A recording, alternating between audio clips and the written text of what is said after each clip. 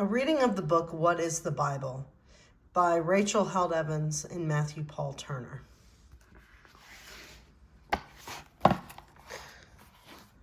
What is the Bible? What is the Bible? It's a big book that's filled with all kinds of stories. Some of the stories are scary, some are funny, some are strange and mysterious, and some of them are beautiful, the kind that will fill you up with wonder and hope. Now imagine if God put all those stories in one place. That's what the Bible is, a huge library you can hold in your hands. Many of the stories in the Bible are about God. The very first one is about God creating the universe and creating you and me. There are stories about God wrestling, about God ruling, and about God providing. But not all stories are about God. There are stories about monsters. There are huge dragons with scaly tails, giants with sharp swords, and a king who turned into a beast for 7 years. There are stories about animals. There's a crafty snake that tempts people with power, a donkey that sees an angel and speaks aloud, and a big fish that swallows a man whole. There are helpful ravens, soaring eagles, humble sparrows, and a lost sheep that eventually gets found. There are stories about people, too.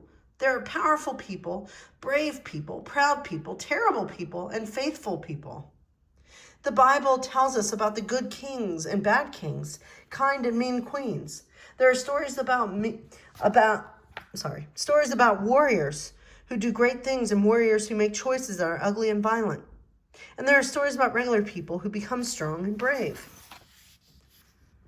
There are people who survive fiery furnaces, dens filled with lions, and terrible, terrible plagues involving slimy frogs, creepy, crawly insects, and enormous hail.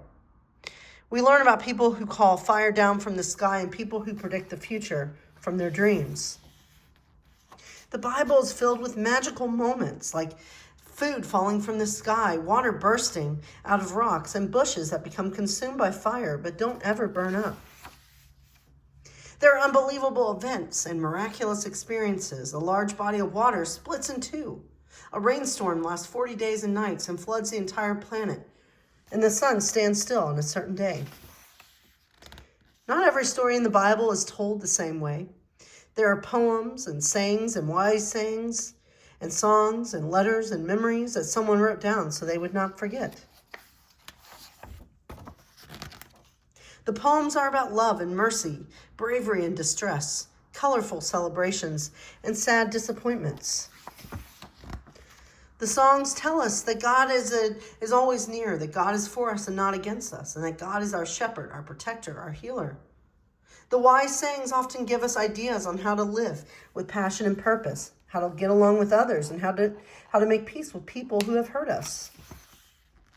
The letters hold words of encouragement, words of hope, and words of affirmation for a life well lived. But the best part of all, in the Bible, we meet Jesus, who teaches us new things about God, faith, and ourselves. Jesus tells us we are light. Jesus tells us we are welcome. Jesus tells us we love God when we love people. Jesus tells us to care for people who are sick, to feed people who are hungry, and to use our gifts to make the world better. Jesus tells us that God loves each one of us. What is the Bible then? It's God's library of stories told in many different ways. And if a story in that library is confusing or scary or sad, we can imagine how Jesus, who loves us, might tell us that story. The Bible can help us heal. It can make us think. It can bring us together. It can remind us why we're here. It can show us the way home. And friends, aren't we all just walking each other home? Thank you, my friends. God bless you.